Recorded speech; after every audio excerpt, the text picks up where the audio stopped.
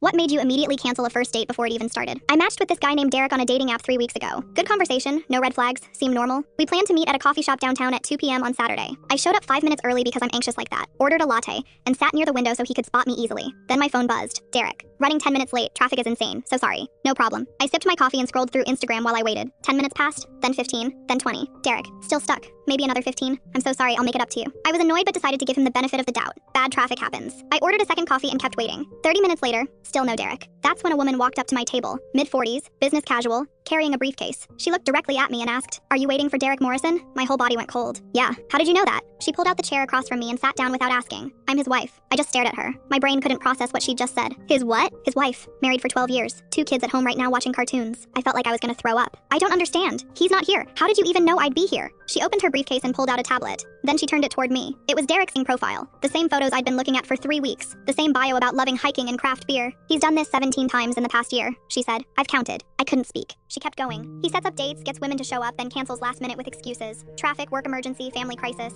He never actually shows up. Why would he do that? Her face didn't change. Because it makes him feel wanted. He gets the validation of women agreeing to meet him without the risk of actually having to follow through. I looked at my phone. Derek had sent another message 2 minutes ago. Derek. I'm turning around. This traffic isn't moving. I'm so sorry. Can we reschedule for next week? The wife saw me reading it and nodded. He's not in traffic. He's at home right now playing video games in our basement. How do you know I'm here? I track his phone. When I saw he'd set up another date, I decided to come myself this time. I'm tired of him doing this to people. She pulled out a folder from her briefcase and slid it across the table. Inside were printouts. Screenshots of conversations between Derek and at least a dozen different women. All the same pattern. Great texting, plan a date, cancel last minute, reschedule, cancel again, ghost. Why don't you just leave him? I asked. I'm working on it. Lawyers already retained. But in the meantime, I'm trying to warn as many women as I can before they waste months of their lives like some of these women did. She pointed to one conversation where a woman had rescheduled with Derek 4 times over 2 months before finally giving up. I felt sick thinking about how close I came to being that woman. Does he know you're doing this? No, and he won't find out unless you tell him. She stood up, closed her briefcase, and handed me a business card. It just had an email address on it. If you want to help me build my case for the divorce, forward me your conversations with him. If not, just block him and move on. Either way, don't waste another second on this man. She walked out of the coffee shop without another word. I sat there staring at the folder for a long time. Then I opened the dating app and looked at Derek's profile one more time. I took screenshots of everything. Every message, every promise, every excuse. Then I blocked him. But before I did, I sent him one last message. Your wife says hi. I forwarded everything to the email address on the card, gathered my things, and left. My phone started blowing up 30 seconds later. Derek calling over and over, texting frantically. Derek.